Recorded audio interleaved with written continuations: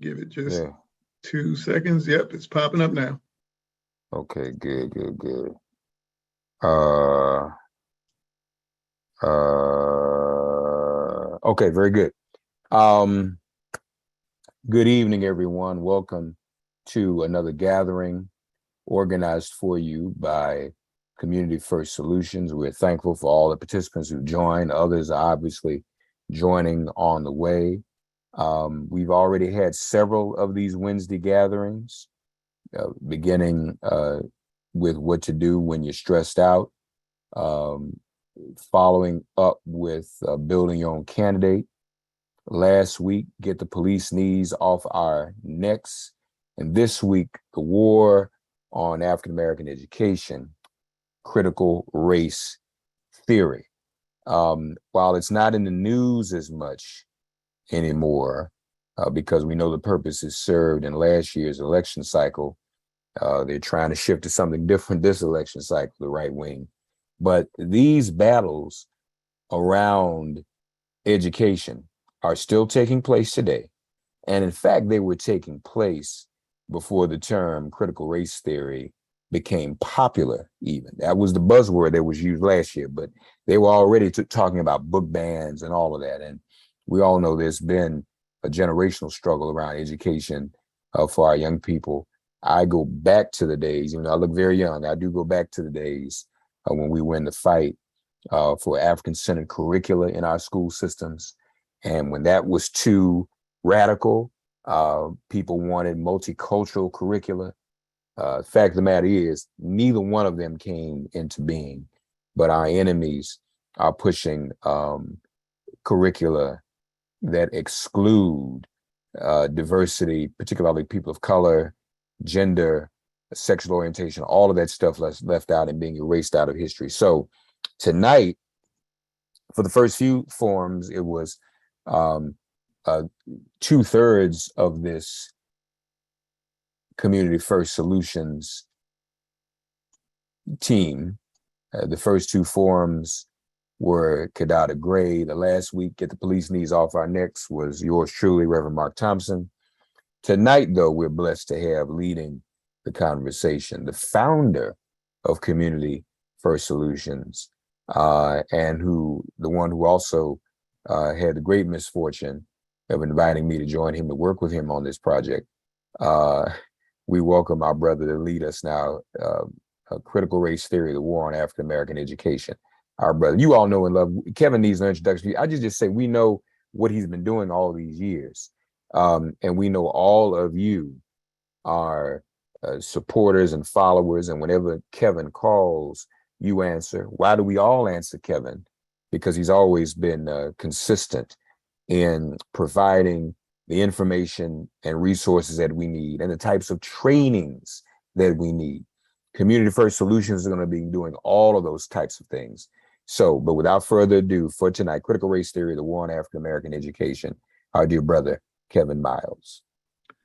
Good evening, everybody. Good evening. I am so glad to be back here with you in this type of a forum. Having the opportunity to do some training here before you once again. And I promise, I don't take it for granted. So the training, I know that there's a lot of you on here who have been through some critical race theory trainings before. Some of you have even led some critical race theory trainings, but I promise you, this one will not be like any of the critical race theory trainings that you have taken at any point. And in fact, I'm going to make a guarantee to y'all right now.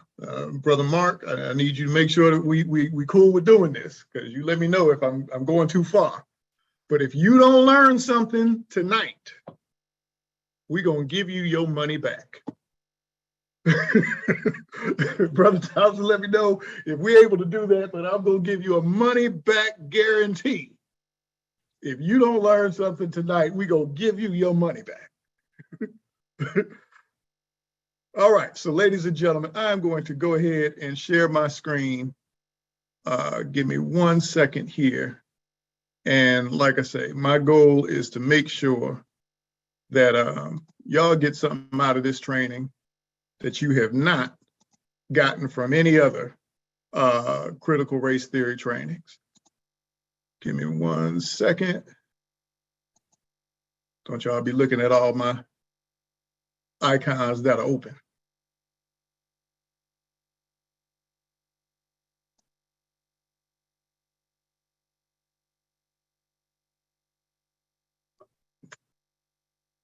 All right, so can y'all in the chat, let me know, can you all see my screen?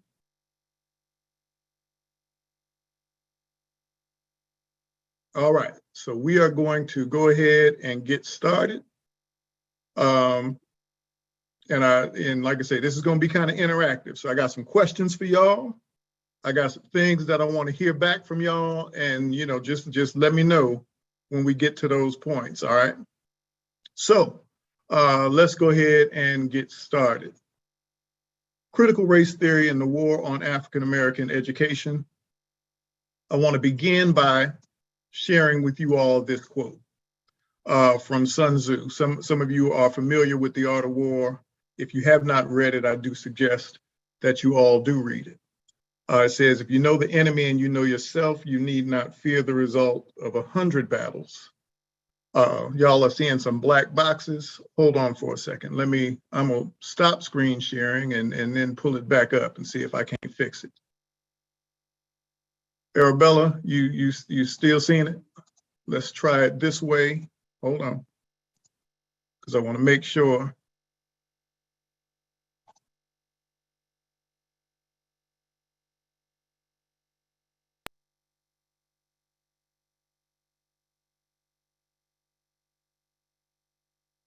Give me 1 second here.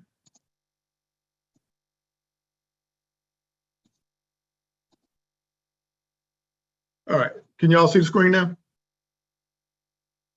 All right, anybody got a black box up or anything like that that we need to worry about?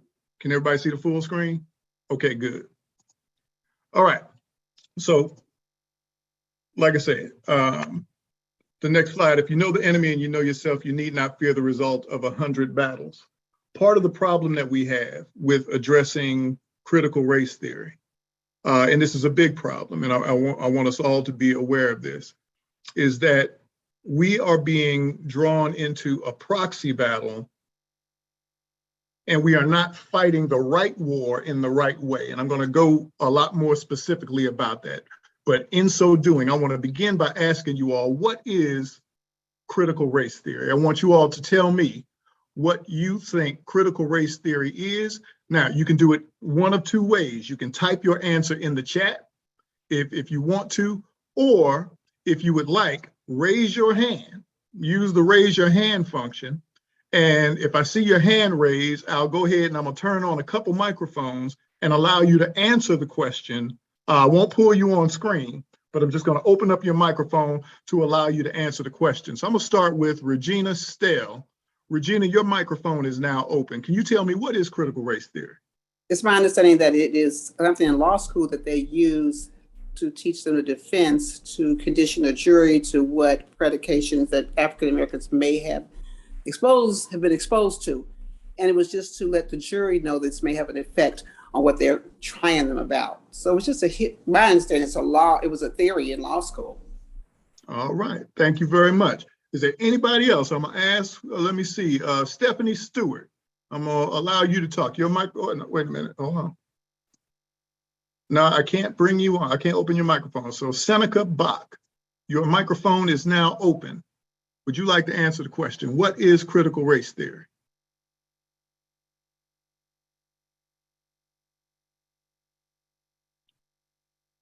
Okay, Seneca, I'm gonna go ahead and close your microphone. Joyce Coleman. Joyce Coleman, your microphone is open. What is critical race theory?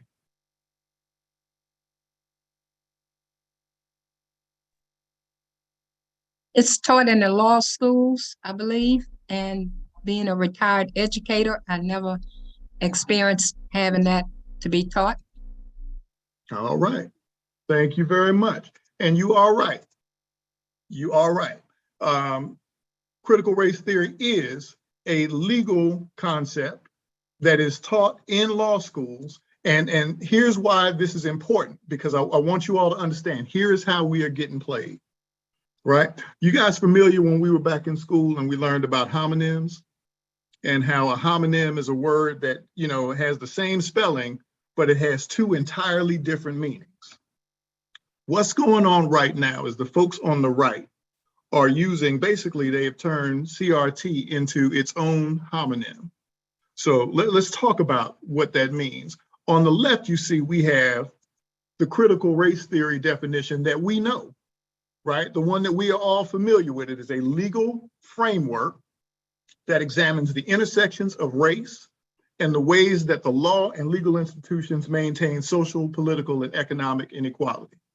And as it was said, this is actually not taught in any of the K-12 schools anywhere in the country. Nobody is actually teaching critical race theory. But what's important that we understand for the purpose of this conversation is when conservatives talk about critical race theory, that's not what they are talking about at all, okay? When they're talking about critical race theory, they're talking about their own version of critical race theory, which is what we have over here on the right, right? When they say critical race theory, they're talking about a catch-all term that describes any discussions whatsoever that address race, racism, equality, diversity, or attempts to explain any societal phenomena and addresses the role of race while it does so, right? And it's important that we make that distinction. The reason why it's important is because when a conversation comes up about critical race theory, we want to go out and educate folks about the fact that, you know what, critical race theory is not actually being taught in schools. Critical race theory is a legal precept. Critical race theory is not something that's in K-12, and we are correct when we're saying that. But we are making the argument to people who already know that, right? And there are some people who don't know that, but what I want you to gather is when you are having that intellectual discussion about the origins of the legal theory known as critical race theory, in a school board meeting, this is who you're having it with. And this ain't it. These people are not educators. These people are not social scientists. These people are not legal scholars. These are folks who are angry, and they're angry because they were told that they should be angry.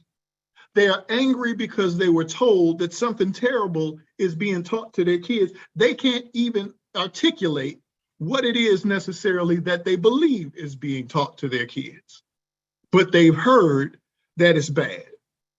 And I don't want you to be angry with the parents who show up in the school board meeting talking crazy, because what I want you to understand is they are the chess pieces, but they are not the chess player. Did y'all catch that?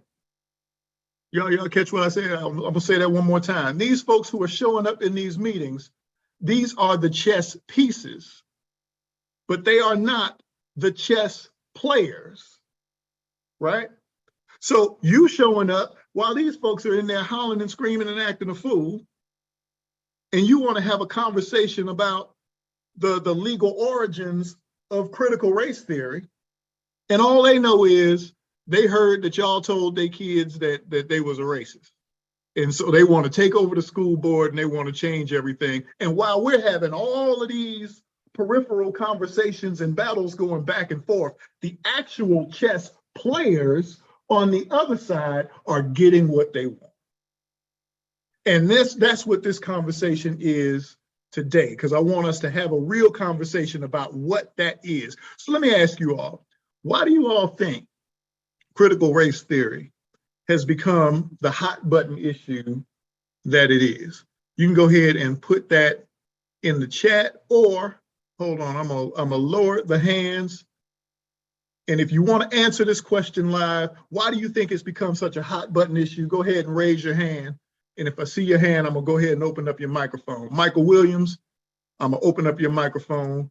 Why do you think this has become such a hot button issue? Well, the main thing is one of the tenets of the theory is that if you teach Black and brown students about themselves, that it'll increase their self-esteem. And in fact, that does happen. And the conservatives are concerned is that they will be disseminated by liberal thought. And they don't want people to think liberally. They use adage that it's going to make their kids feel bad, but that's growth. All right, thank you, brother. I want to ask Rosa Neal. Rosa, I'm going to open up your microphone. Why do you think this has become such a hot button issue?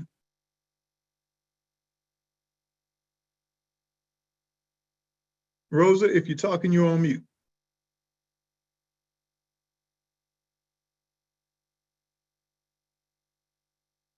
All right, hold on. I'm gonna go on to Michelle White. Michelle, your microphone is open. Why do you think this has become such a hot button issue?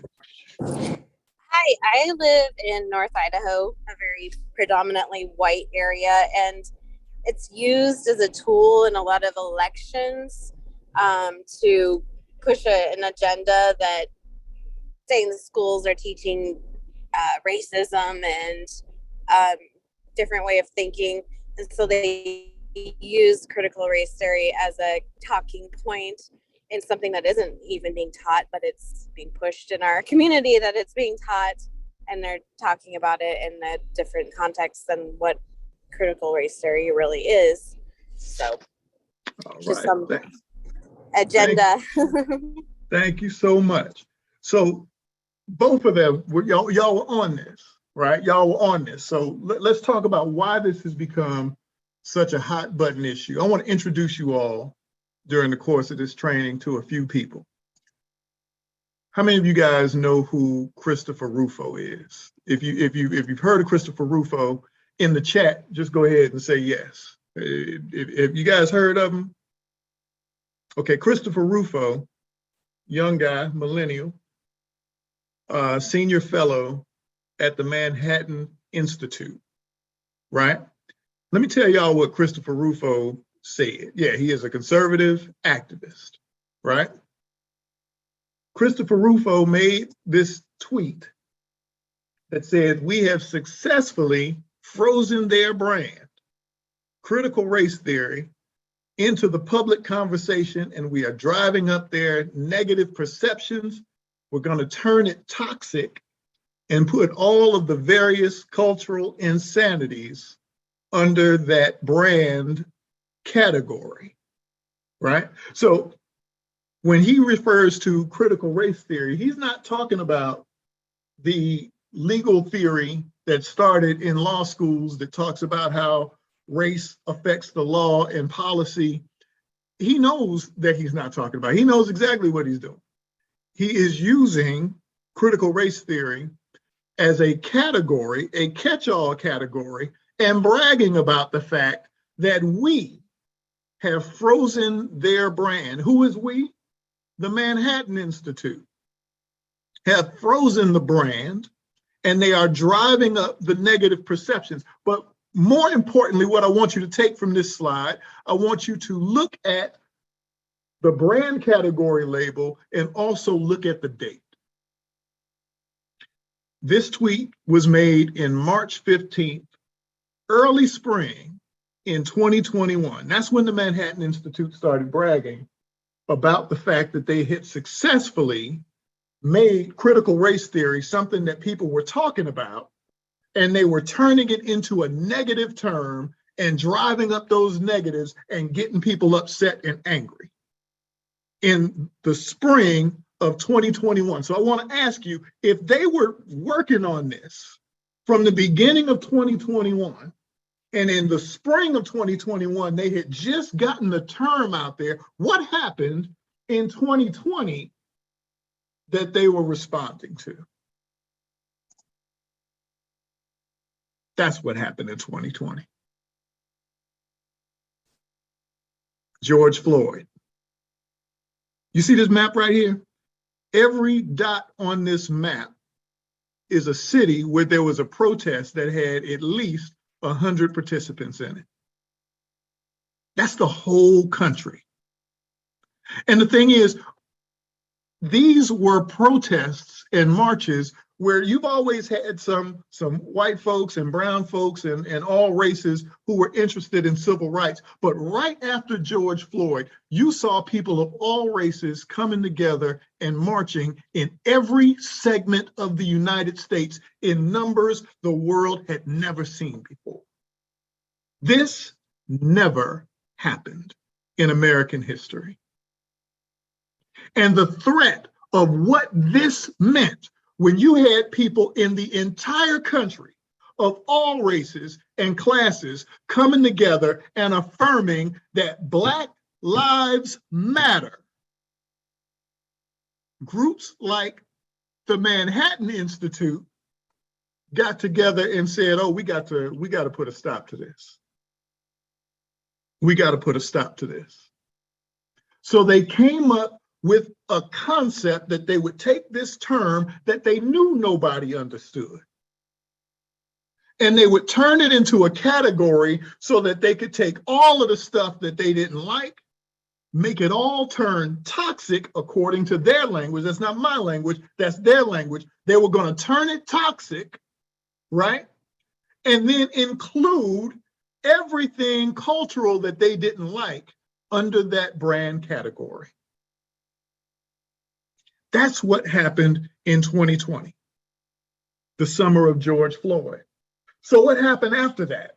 Well, and this is the part where it gets really tricky because the fervor in the media has died down, but the impact is very long lasting, right? Because when they started, and I'm not going to call you out by name, but I know like the battle over textbooks and curriculum is really centered in two places. It's in Florida and Texas. And we got some of our Texas friends on here right now who are on the front line of this battle.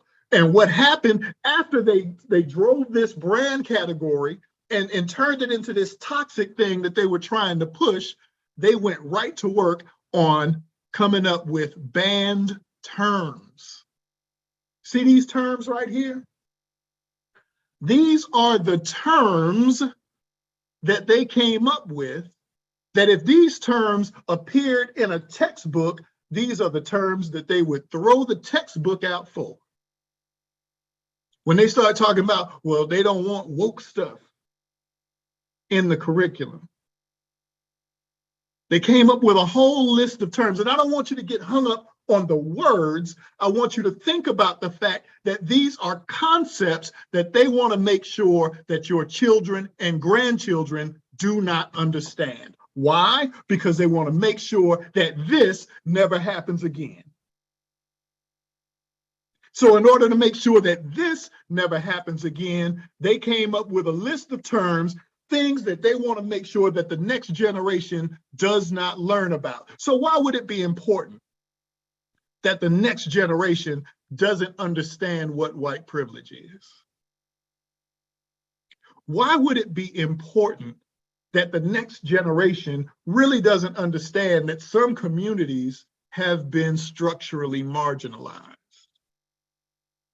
Why is it important that they make sure that, that the next generation has no idea what implicit bias is? And if any of these terms appeared in a text, then they want to throw that text out and say that the text is inappropriate for young people.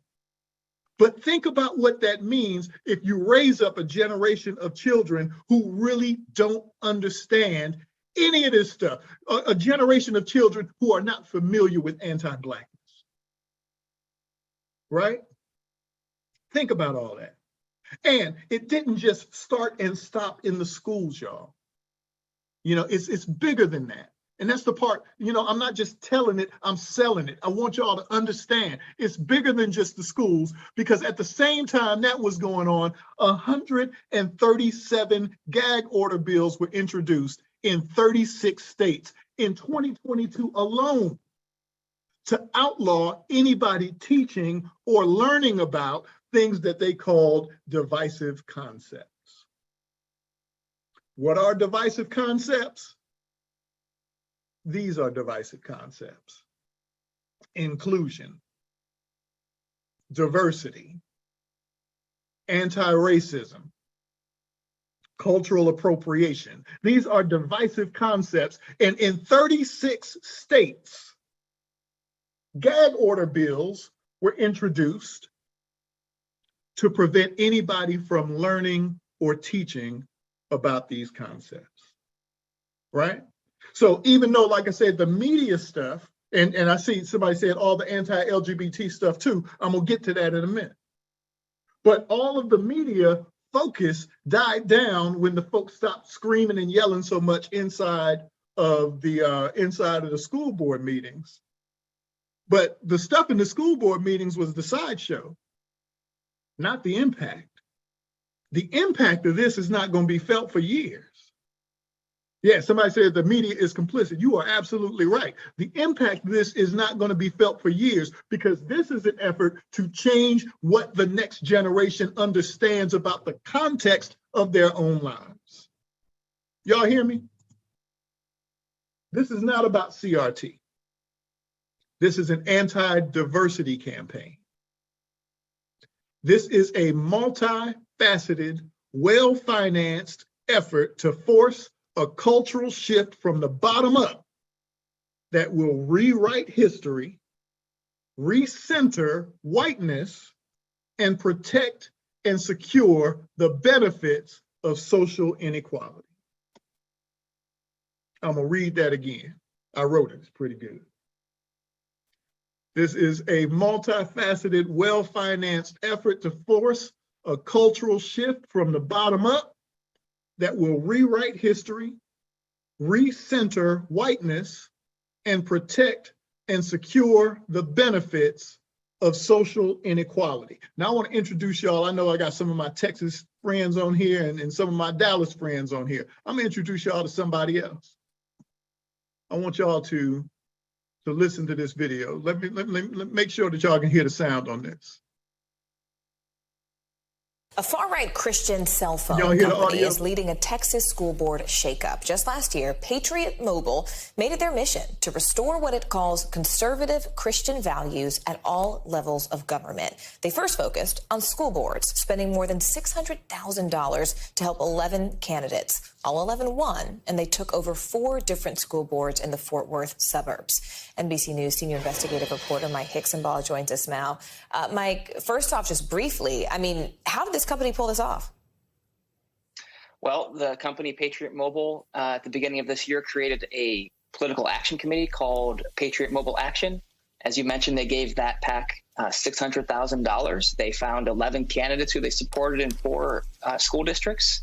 And they blanketed these communities with flyers warning about the dangers of critical race theory, and literally that children's physical safety would be in danger if they don't elect these 11 candidates. And as you mentioned, they won every race and flipped the majorities on some of those boards. I mean, this is really fascinating, and one of the reasons I'm glad you brought this to us is sometimes it's sort of these myopic stories that show us the larger trends that could be coming around the corner. We know, speaking of that sort of school board races are obviously more popular now for precisely the reasons you just mentioned, these culture wars that are now happening on the battlefield of schools.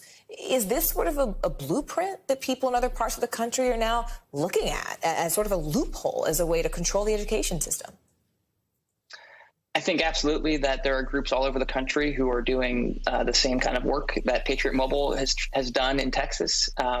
And they're working with big name, heavy hitter, national level GOP political consultants to craft these campaigns and to gain control of these school boards. And we saw this week, one of these school boards that Patriot Mobile worked on, they passed what might be the most sweeping set of policies in the country at the local level in terms of restricting what teachers can say about racism, gender, sexuality, what books can be in the library. And as you see there, some parents protested by saying that our school district is no longer called Grapevine Tolleyville ISD. It is Patriot Mobile Action ISD. All right, NBC News senior investigative reporter Mike Hicksonball. Mike, thanks for bringing us this story. Really, really important. Thanks. So let me ask you all, are y'all familiar with this lady right here? This is Leigh Wamsgans. All right. This is the executive director of Patriot Mobile's Political Action Committee. She is not an educator. She is not a social scientist. She is not a legal scholar who knows anything about the actual critical race theory. She is a former congressional staffer for conservative Republicans, right?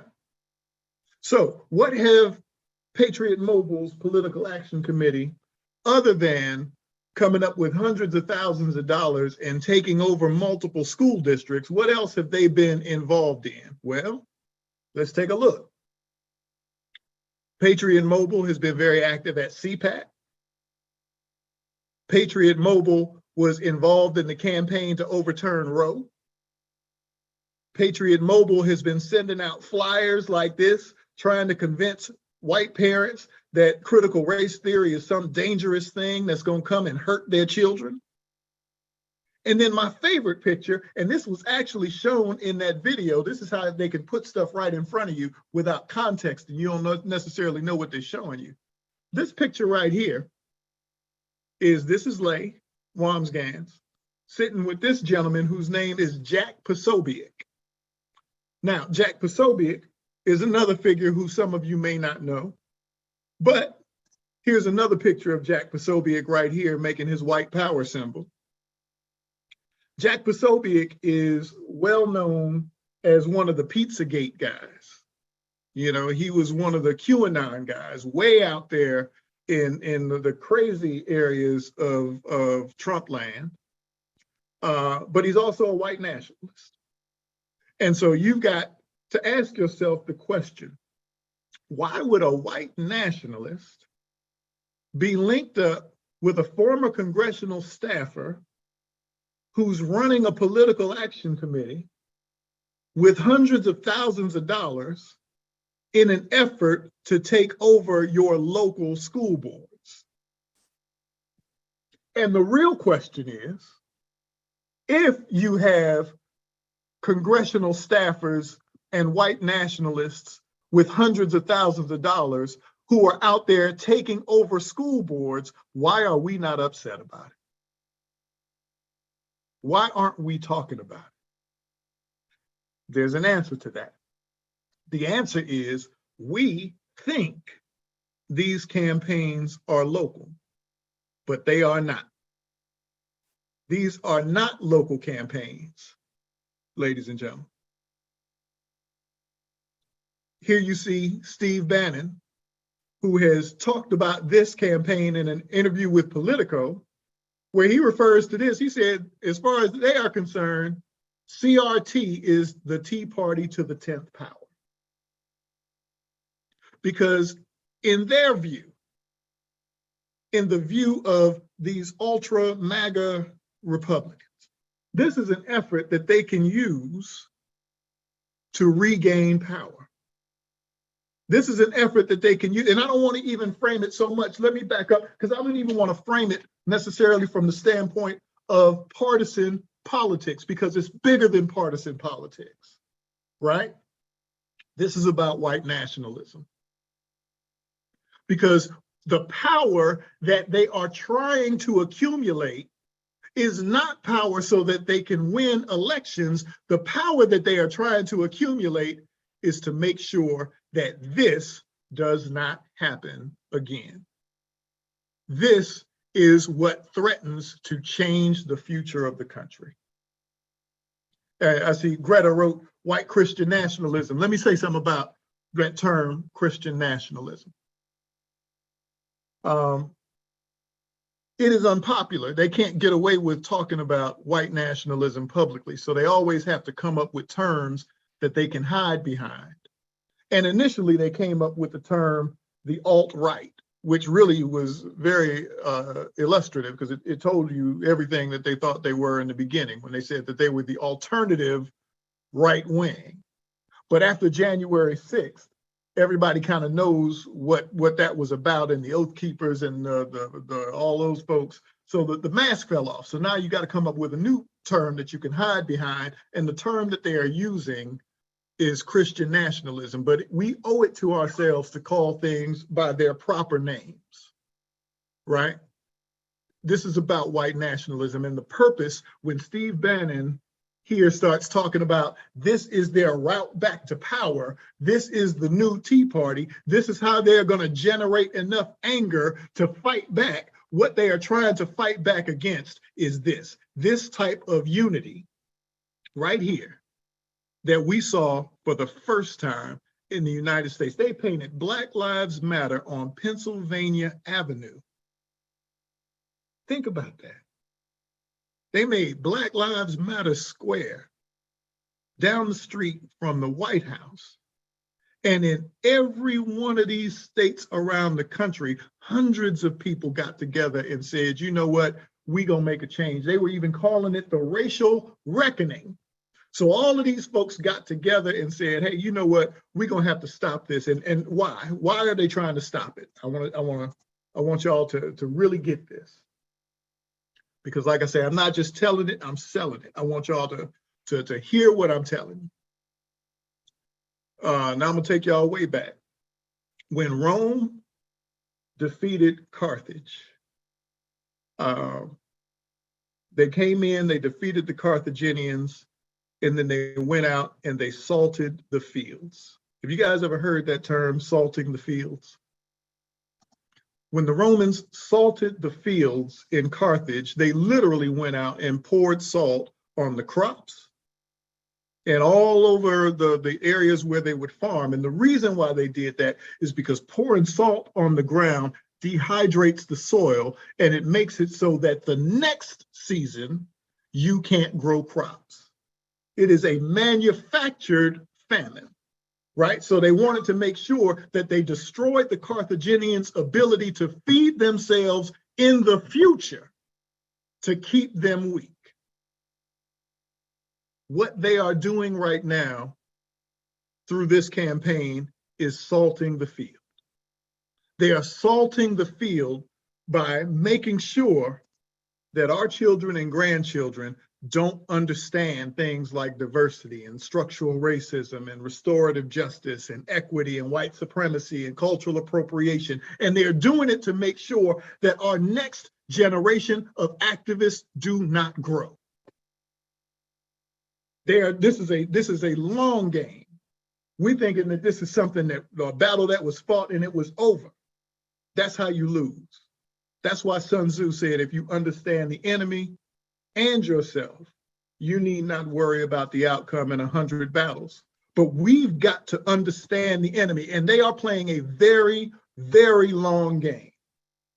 If they can get away with making sure that our children don't know any of these things, don't understand any of these concepts, can't speak up for themselves and demand that their teachers are culturally competent, don't know why you need social justice and might think that the term itself is pejorative, don't understand why anti-racists coming from the white community are an important thing, don't understand what it means to see which communities are being centered and which ones are being decentered. If our children and our grandchildren don't understand those terms, they won't be able to resist in the coming years because they won't understand why they should. Does that make sense? Am I telling y'all right? So I want to ask y'all, how do we fight back? How do we fight back? Well, I'm about to tell y'all. Now, I want to be very careful about this because I don't want to talk about strategy and have this out there publicly all over the whole world.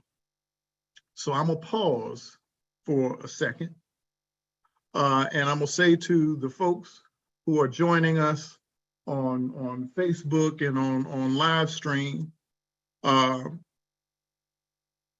I'm gonna go ahead and share this stuff with you, but I want you all to understand that the purpose in us having this conversation is not for entertainment. I'm not an entertainer. For those of y'all who know me, I try not to small talk at all. I'm having this conversation with you all because I have expectations we're going to do something with this. All right? So, ladies and gentlemen, I want you to research your state laws and your school policies. This is your homework assignment. This is a copy of the Georgia bill. And it's important that you know that the bills in most states are damn near identical, right? These folks are not creative. They're not all writing this stuff. They are copying these bills. And actually, I learned something new.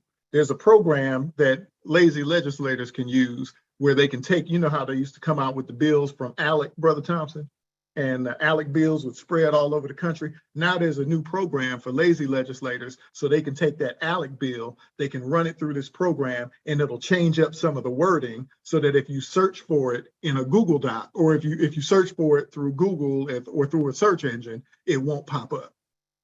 What they didn't know is there's also new software that came up on the progressive side that will compare all of the language, and it can tell you with some accuracy if some of the words have just been moved around, but if it's essentially the same bill.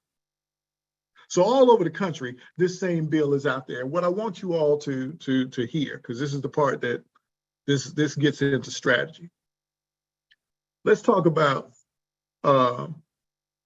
what civil disobedience really is and what it was about. Because if you look at this bill, like all of them, says that the local school boards have to adopt a complaint resolution policy for their school system to allow for complaints alleging violations of any provision talking about these divisive concepts. And it's vague. The language is somewhat vague, but the complaints have to be heard by the school and responded to on a time limit if it comes from the parent of a student enrolled at the school where the alleged violation occurred. So I'm gonna stop this share for a second.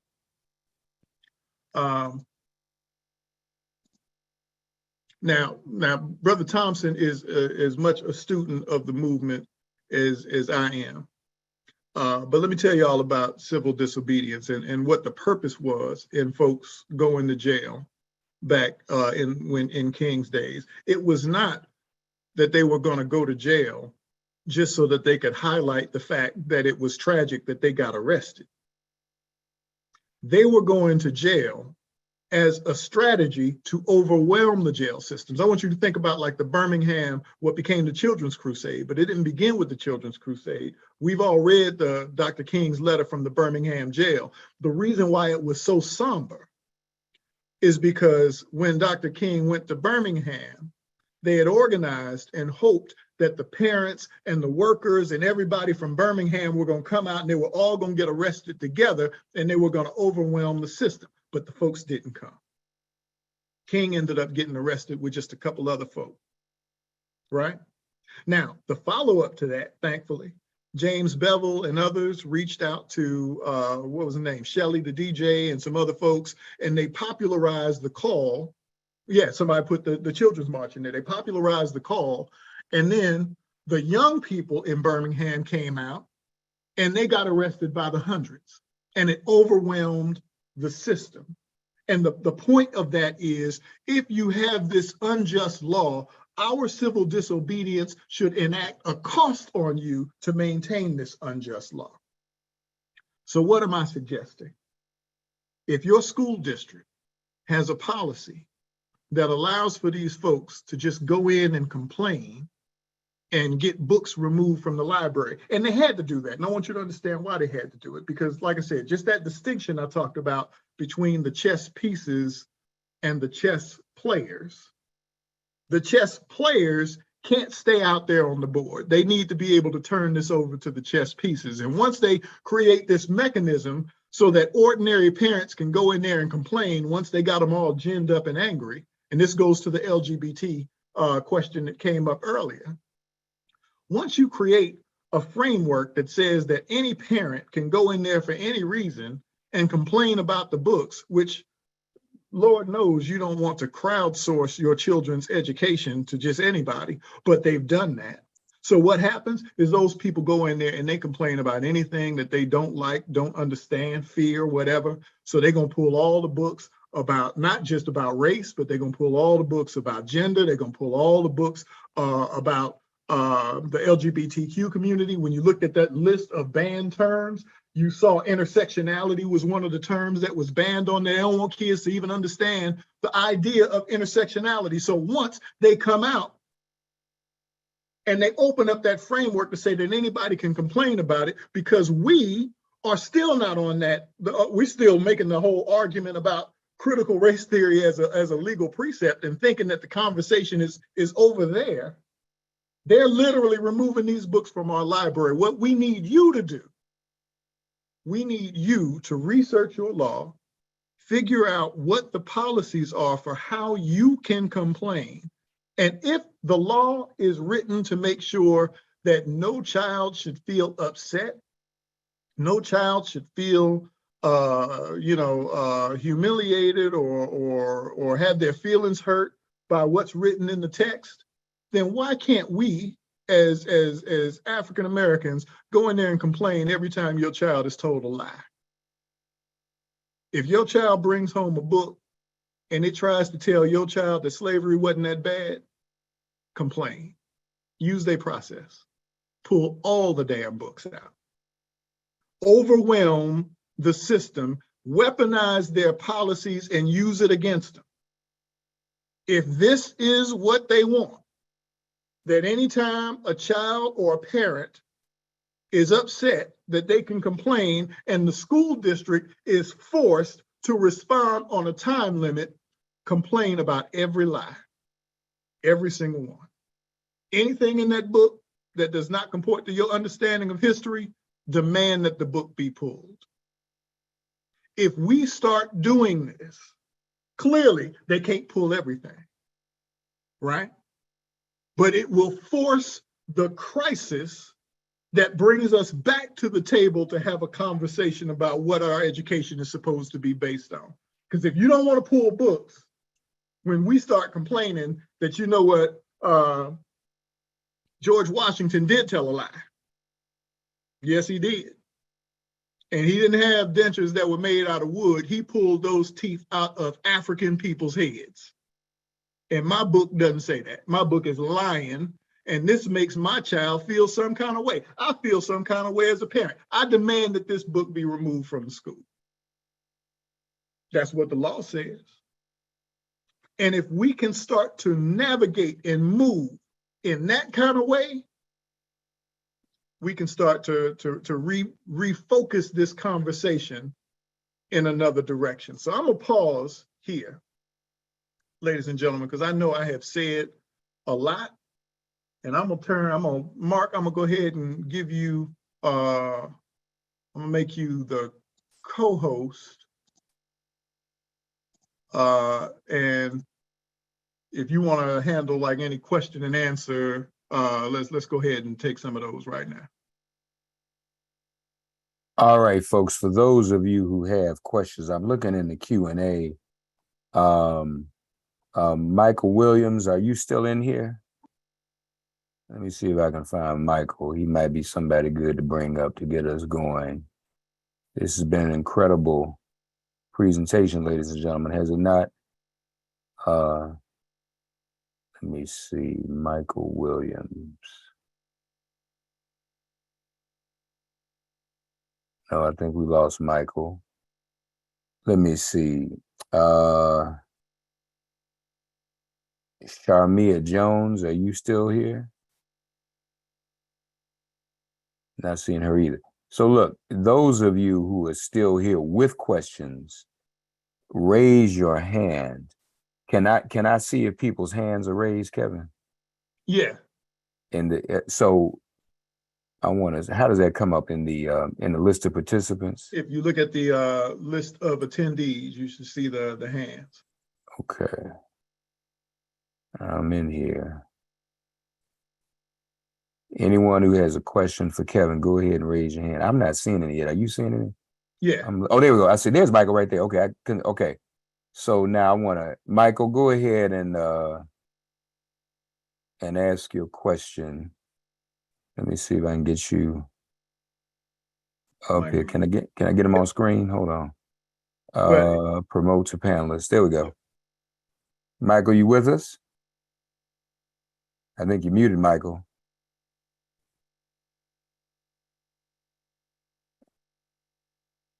You came on and went back on.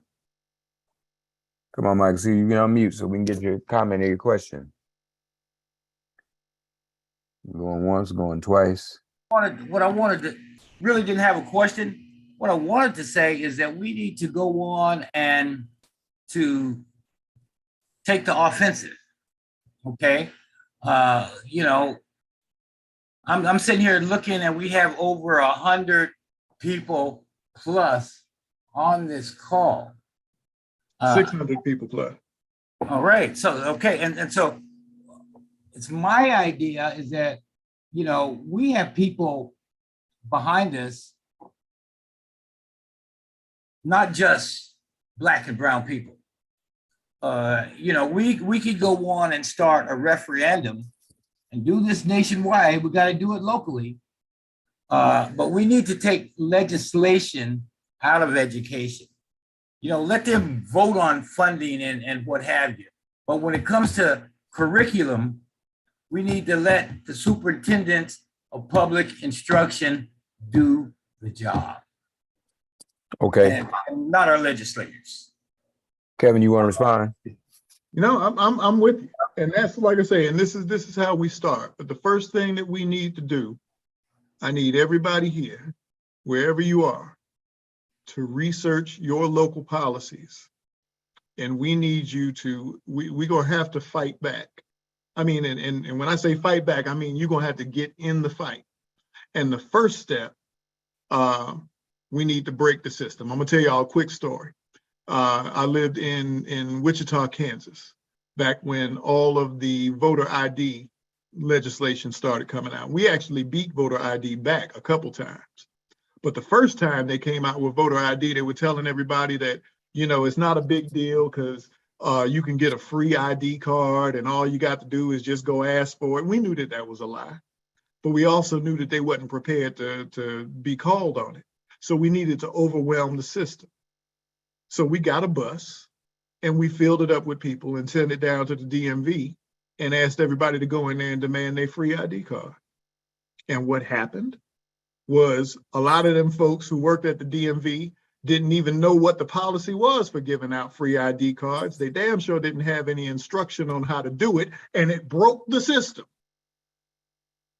If they have created a system that says that white parents can complain anytime their child feels some kind of way, you complain. And you complain about every lie that's told. You challenge every book that they give your child in social studies that tells you that the only figures in African-American history that did anything significant were Martin Luther King and Harriet Tubman. Complain. Tell them about all the stuff that's missing. Tell them that your children are feeling their self-esteem is being damaged because they are not being given the fullness of their history. And you know what? The law that has been passed in 36 states requires the school district to respond to it.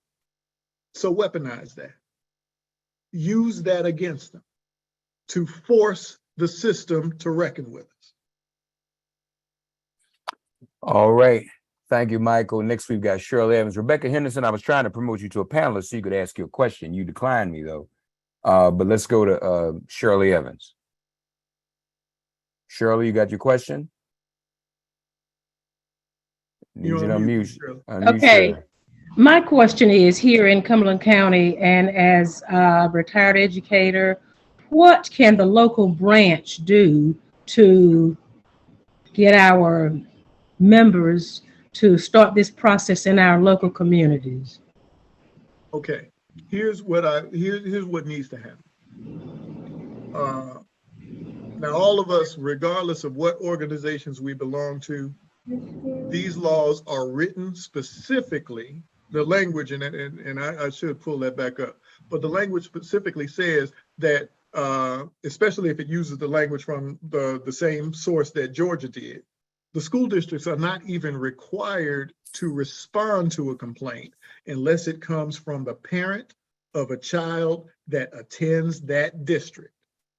And then it's got a whole bunch of other categories for it. It can come from people who are elected officials and people who are in the government, but anybody else in the community who complains, the school district per law is not required to even address those complaints. So what we need to do is we need to start organizing parents.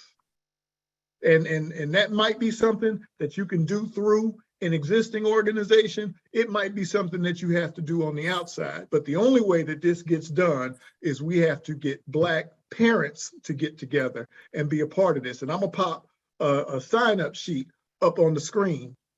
And I want you all, if you are interested in, if you all are interested in being a part of this at your local level, while we are having this conversation, we're not done yet, but while we are having this conversation, I want you all to go ahead and type in your name, email address, the organizations you belong to, your city and state, and we're gonna find some resources to help you build parent groups in your communities.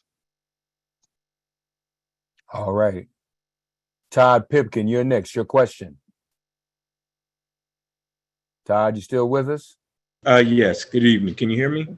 We got you, Doc. Yes, I think my first question, I had two short questions. One being, do you think it would help if we maintain the agenda and the narrative moving forward without using the terminology critical race theory? Basically, everything else remains intact without putting so much emphasis on that word, because then that, to me, it seems it causes more people to go into a defensive mode. That was my first question.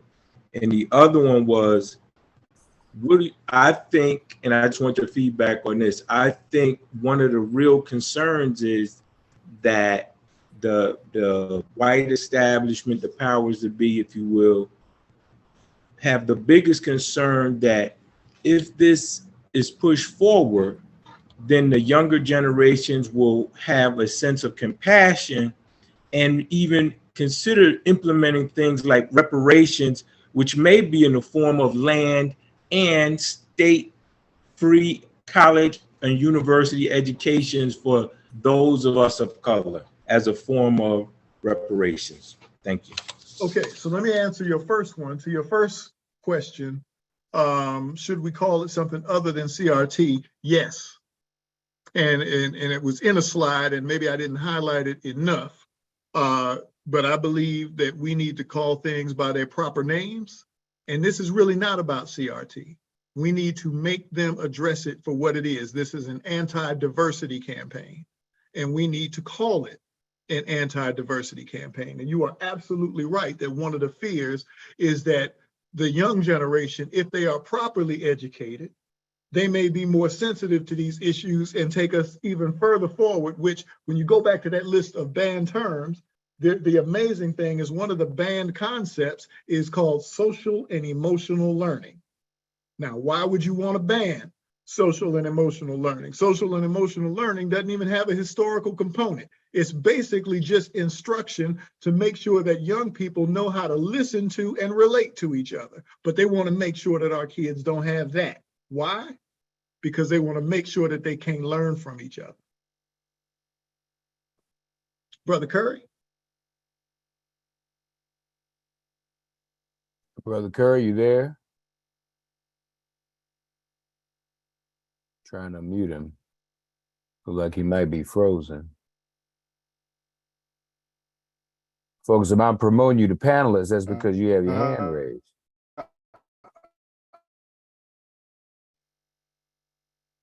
I've unmuted. There you go. Can you hear me now? Go ahead. We can hear you now. Yeah, go right ahead.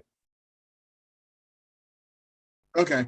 This conversation has been so enlightening for me. And I know a lot more than most people know. But one of the questions that I had is that in John Lewis's book, Cross That Bridge, he talked about that the civil rights activists in his era knew that they were putting their lives on the line. They knew there was a possibility that they may not come home. But now in today's generation, we don't seem to have those type of leaders. They're more concerned about protecting their assets and protecting their families. So when you talk about taking a position, going into a hostile environment, how many parents are willing to do that because there's a fear?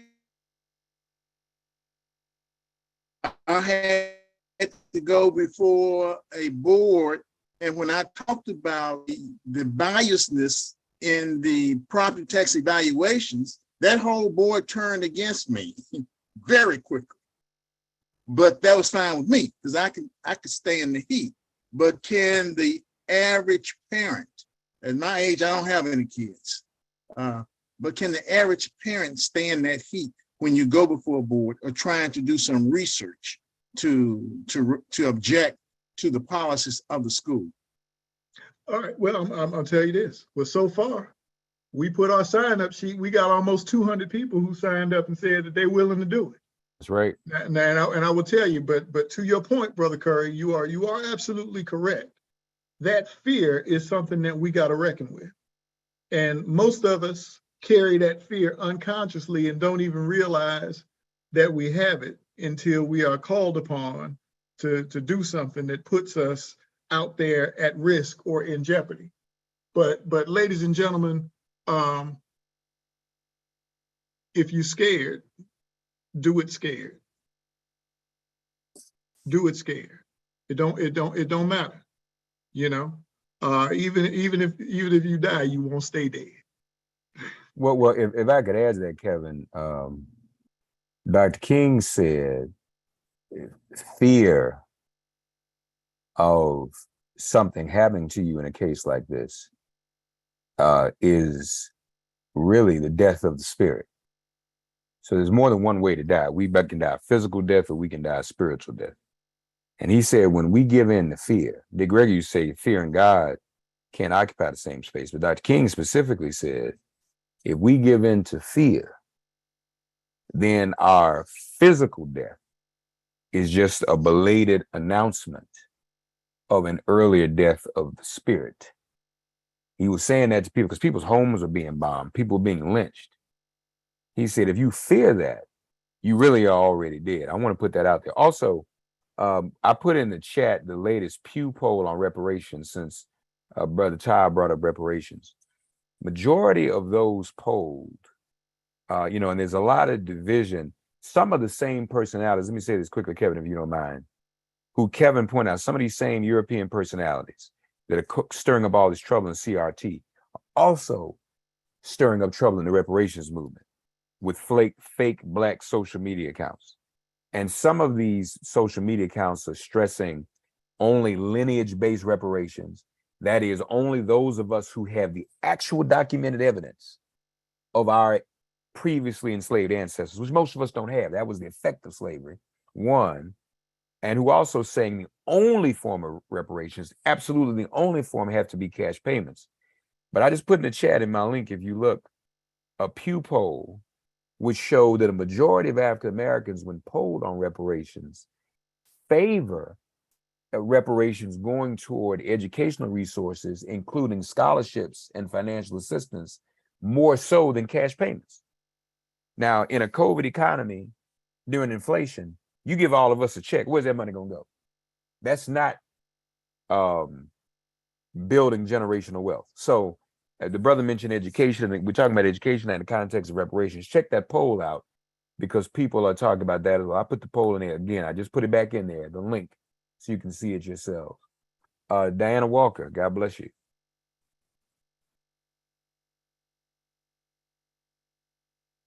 You unmuted, Diana? There you go. I unmuted myself. God bless you. I am just, I thought I was informed about this particular subject because here in Rockford, in our school board, all the seats are up next year in 2023 for re-election.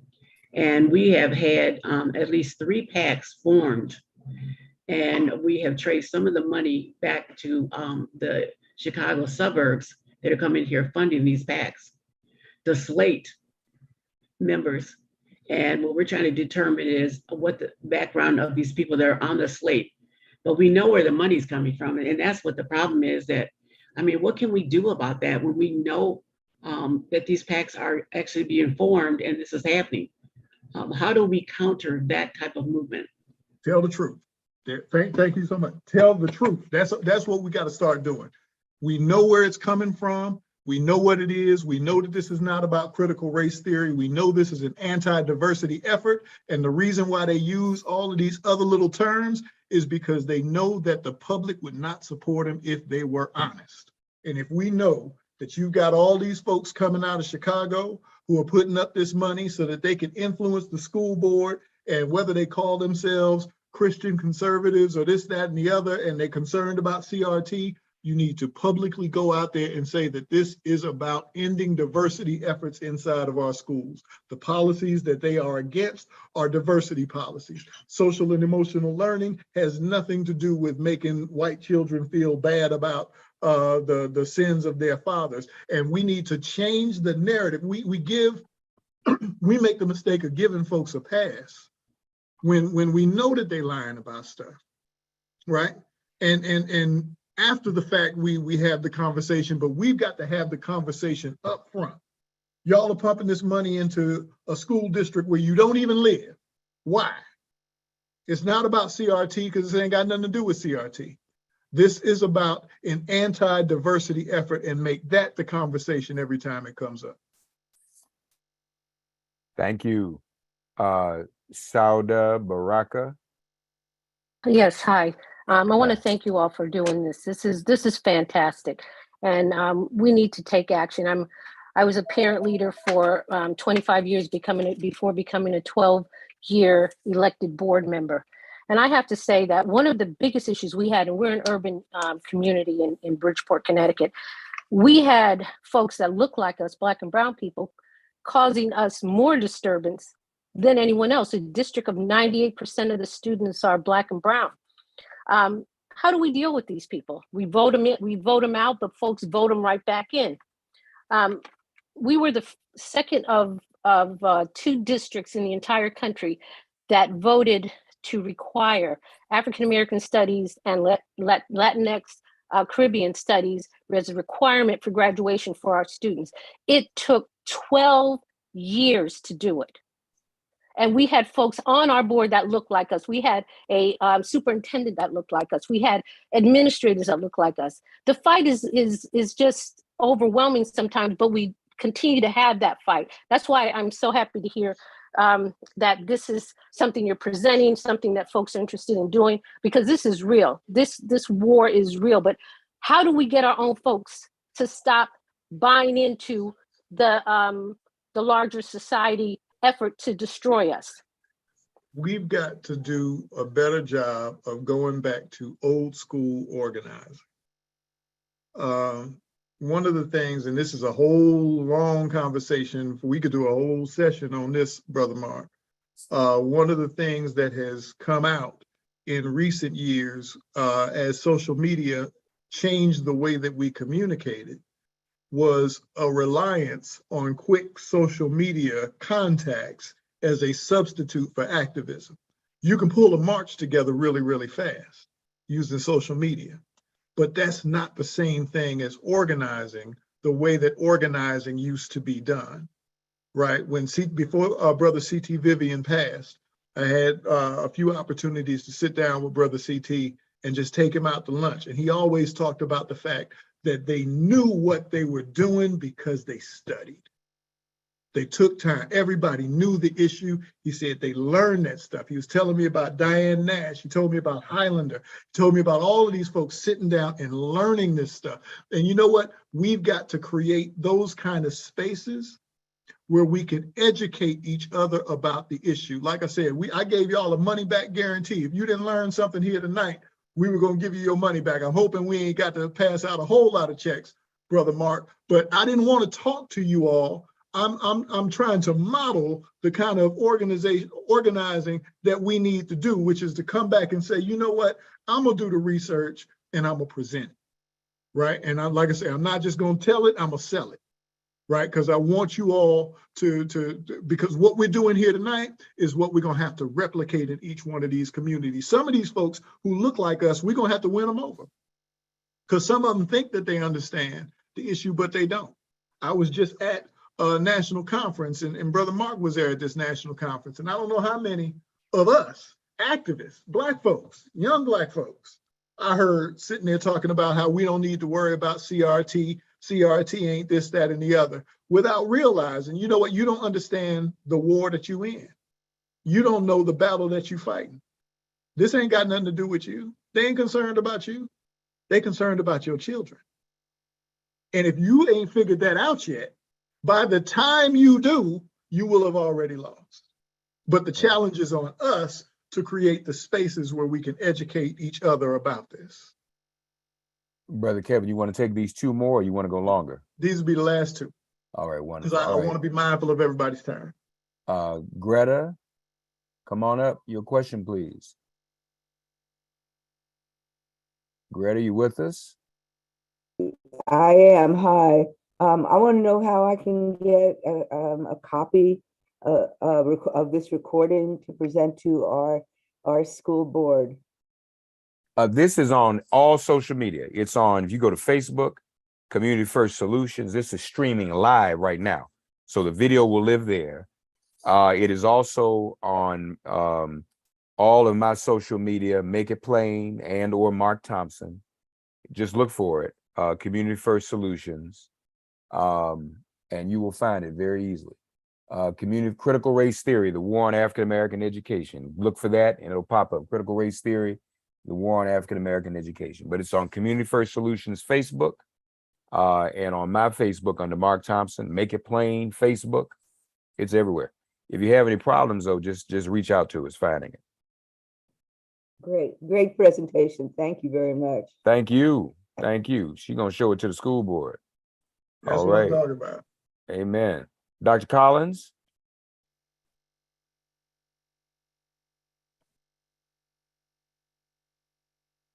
Okay, I'm unmuted. Yes, my question is centered around the fact I'm in Florida, and we have a law that's been on the book over 20 years. It was done by Senator James Hargett and Representative Rudy Bradley. The purpose of the law was to teach African and African American history in all of the 70 school districts. We have 67 counties, and we had 3 school districts as it relates to students that may have been retained for whatever reason. So all of those districts was to teach African and African American history. And after teaching African American history, they have a whole series to go to Latin history, women history, etc. But it had needed to be taught and was required to be taught from K through 12. And it had to be in all subject areas. During my time at the NAACP, we was able to get it enforced. We did the video and all the requirement. And there was a second piece for exemplary status. If you did all your work, you could be classified as exemplary status. During the time we got ours passed, we was about the 13 of 67 counties. And we were able to get ours through exemplary status. Currently, I don't think it has gone any further, but my question is, how is it we can have a law on the book, and this is a legislative law in the state of Florida, that mandate that all school systems teach African and African American history from K through 12 in every subject matter. And prior to doing it, we even had to have 50% of the lesson plans done. We brought a consultant in, we did all of that with our education committee chair at that time. And currently we have a governor who has decided that he's going to eliminate books, that he's going to put these false CRT restrictions in. And it seems to me that we already have a law on the book that's over 20 years old, that law with the CRT concept, a false concept, is actually hindering what is already on the books in the state of Florida. And I'm just concerned, what can we do as we pursue exactly what you've been saying. And thank you guys for an excellent presentation this week and last week. But what can we do to make sure that we implement what we already have? Because the law in the book should be blocking the law that they are making reference to. Well, I'm gonna tell you two things. The new law. Two things. The first one is the easy answer, which is to file a lawsuit. You're gonna need to sue on the basis of the existing law. The second piece of this, and this goes to the reason why myself and Brother Mark and Sister Kadada formed Community First Solutions.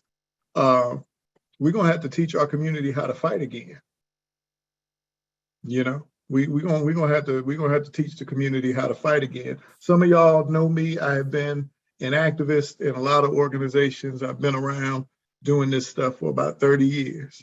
But my concern was that we had reached a point where the kind of fighting that we needed to do to make change, I wasn't seeing it.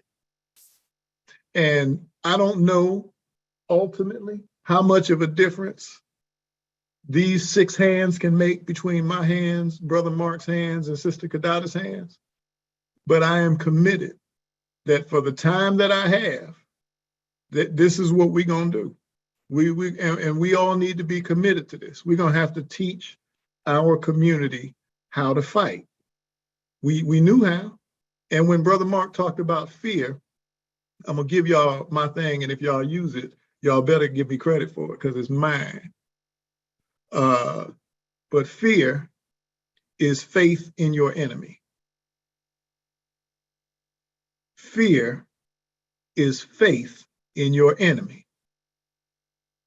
If you looking at your enemy and you ready to go, but in the back of your mind, you kind of think they're gonna overcome you, that's gonna manifest as fear. And at the end of the day, we're not gonna lose. We're not. We haven't historically. We never lose. We literally never lose if we fight. We just got to give each other the courage, the information, the support, and the willingness to stand out there and to do it. And if we can do that, and we can call each other and support each other to get back out there and fight, we can win. This is like the Matrix. We fighting copies of somebody we already beat. All we got to do is just stand out there and we can beat them again. I think you just said something. It's the Matrix. We fighting copies of folk we've already beat. Lord have mercy. That'll preach. I'm gonna preach that. I'm gonna steal that. I'm gonna tell you that right now. Well, that's all I got, Brother Mark. Folks, we thank you for joining us again. This is available across social media. Community First Solutions Facebook page. We invite you to go there first and like that page. It's also available at my page, Make It Plain. Mark Thompson also on Twitter, Make It Plain. So you can check it out there. YouTube.com/Make It Plain. Kevin, when's our next gathering? We are going to take a week off. And so we're going to be back in 2 weeks. Y'all will get an email from us in about a week with our next lineup. We're doing these 4 at a time. You'll get an email with our lineup of the next 4 coming in about a week. All right. That's wonderful. Thank you all for joining us here. God bless you.